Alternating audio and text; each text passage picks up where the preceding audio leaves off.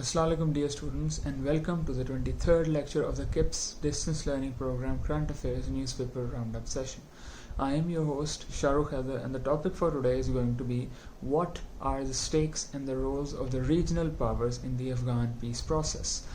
And the reason why this is the topic today is because we've seen some important developments in the region in the recent past, and especially a few days ago where there was a virtual meeting between the foreign ministers of these four regional powers, and what was discussed and what kind of implications will that engagement with each other have on the Afghan peace process, right?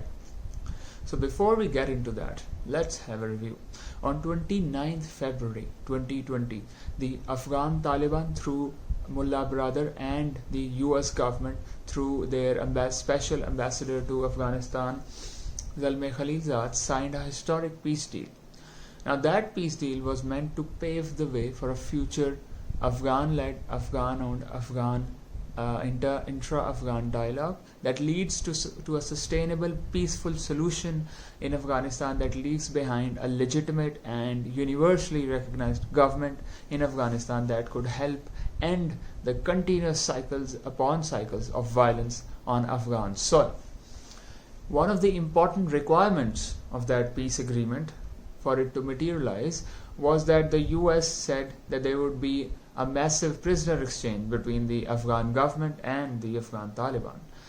That prisoner exchange included 5,000 Afghan Taliban prisoners that would be released by the Afghan government and 1,500 Afghan government prisoners that would be released by the Afghan Taliban.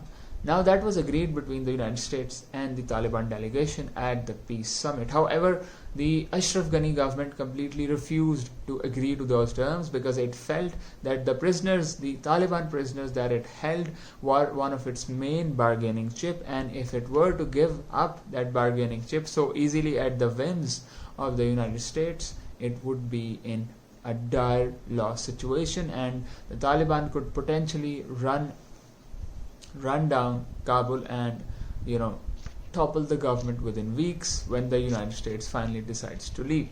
Which is why the feud began with the derailment of the prisoner exchange program. Initially, Ashraf Ghani said that he's not going to release any Afghan prisoners. But after a little bit of violence and coercion by the Afghan Taliban, he agreed to release 500 prisoners and said that rest of the 5,000 prisoners will be released in a phased out, slow process which will be based on certain conditions fulfilled by the Afghan Taliban as well, which included above all a substantial reduction in attacks and violence by the Afghan Taliban and an agreement to ceasefire.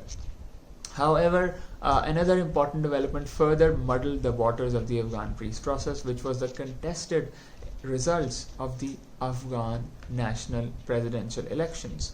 Now, Ashraf Ghani claimed to be president and had won the elections, whereas Abdullah, the former chief executive of Afghanistan, also claimed to have won the elections, and both had parallel coronation ceremonies in the presidential palace in Kabul. However, the Taliban were not happy with this development, and they said that if you keep on fighting amongst yourself, do not expect us to keep our promises in the Afghan peace deal and to fulfill them. We are going to continue attacks. And therefore, due to this instability and lack of coherence within the Afghan government narrative, the Taliban started to attack again. The Taliban conducted major military operations and assaults against many Afghan government forces, checkposts, important military stations, police stations all around the country, especially in the province of Kunduz. And the Islamic State in Khorasan, which is the affiliate of the Islamic State in Iraq and Syria in Afghanistan, also entered the fray of violence and started to conduct very violent attacks against the civilians of Afghanistan. They attacked a funeral which killed nearly 30 people, and then they attacked a hospital where these savages killed even children and their mothers.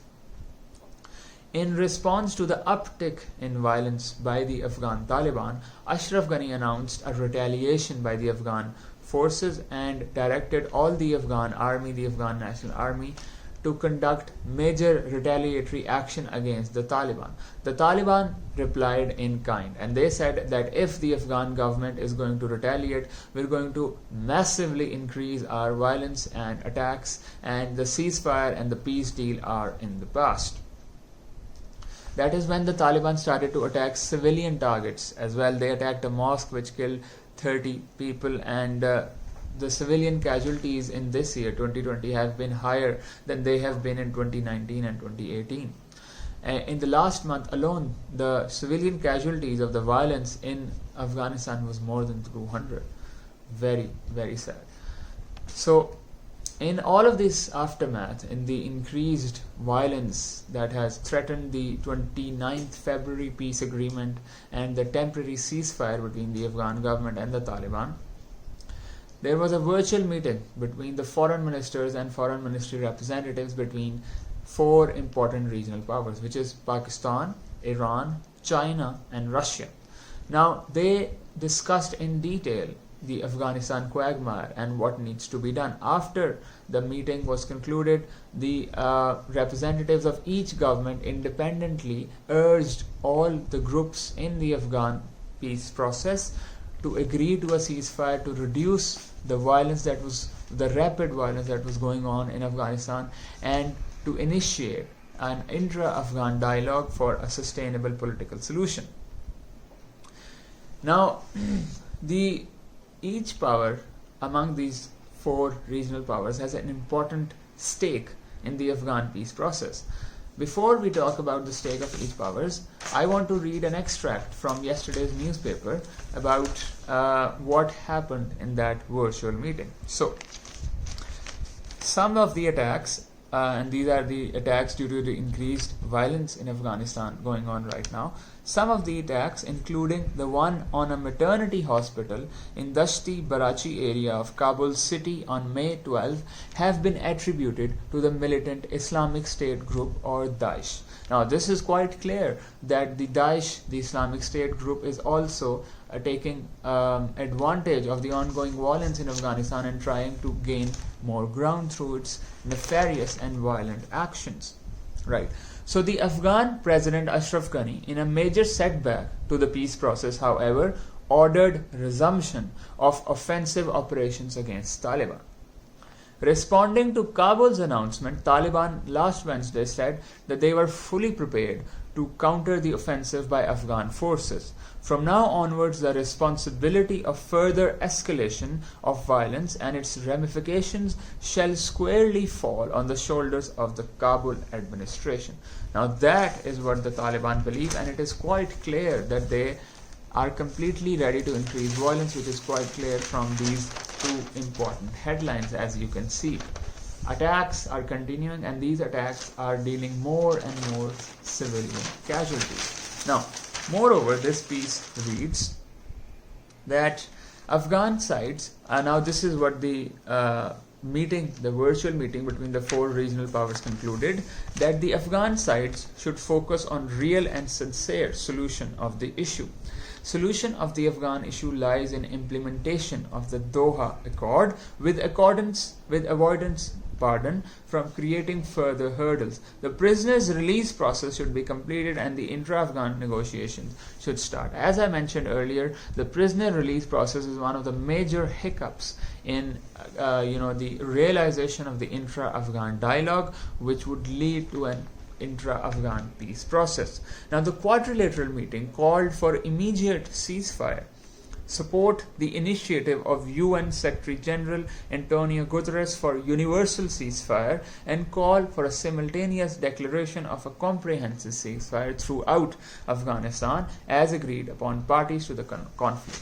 Now, you might know or might not know, in recent days, due to the COVID-19, the Secretary General of the United Nations and many other leaders, including Pakistani Prime Minister Imran Khan, have urged the global community to effect a ceasefire on all ongoing conflicts around the world, from Afghanistan to Kashmir to Yemen to Syria to all over the world, wherever there are conflicts and humanitarian crises, to avoid the rapid spread of the COVID-19, even a resolution was tabled in the United Nations Security Council that would allow all conflicts around the world to reach a ceasefire. However, United States did not allow that motion to pass in the United Nations Security Council despite agreeing to it initially.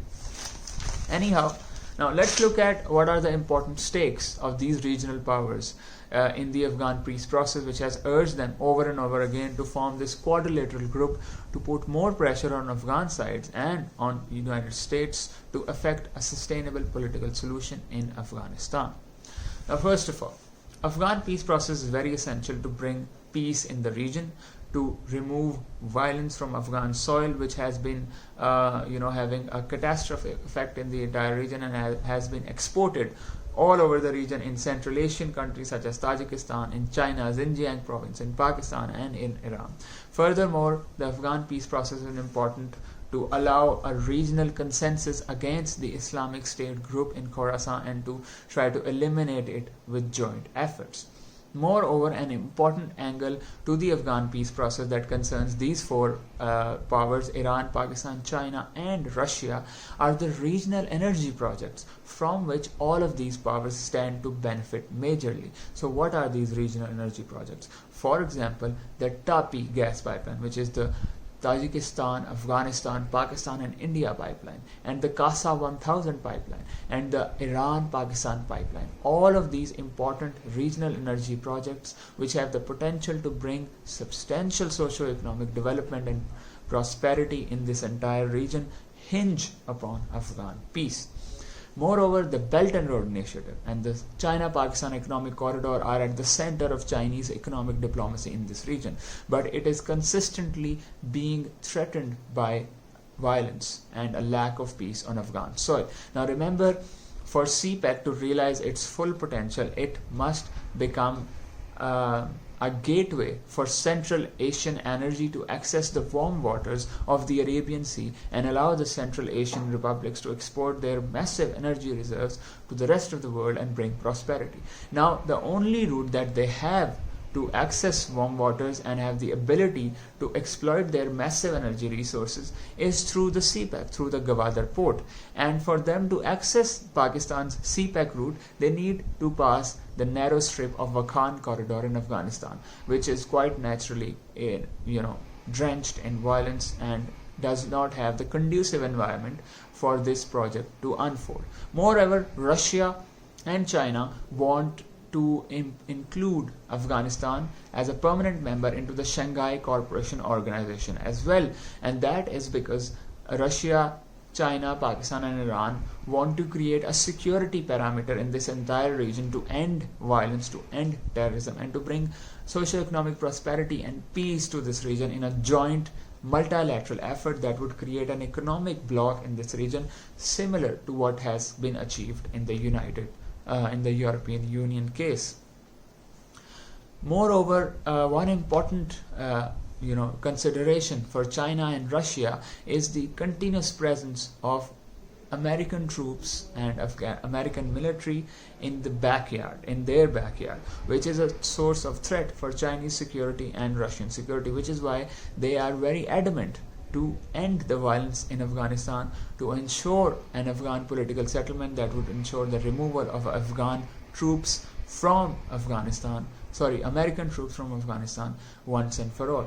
There are other multiple interests which are broad ranging to the future of the entire South Asian region and the relationship between Pakistan and China, Pakistan and Russia, Pakistan and Iran, and this entire emerging economic bloc, and the realization of the potential of the China-Pakistan Economic Corridor and the Belt and Road Initiative and the Shanghai Cooperation Organization and even the Economic Coordination Organization ECO. The future and the success of all these multilateral efforts and free trade regimes in this region depends upon a sustainable peace in Afghanistan. So let's hope that better sense prevails amongst the groups in Afghanistan and they start to negotiate for a permanent solution in the Afghan quagmire, and America can withdraw once and for all and leave us to our own instruments. Thank you very much for your patience. Be sure to keep subscribe to our channel and like this video, and to keep tuned for more upcoming videos. Thank you. And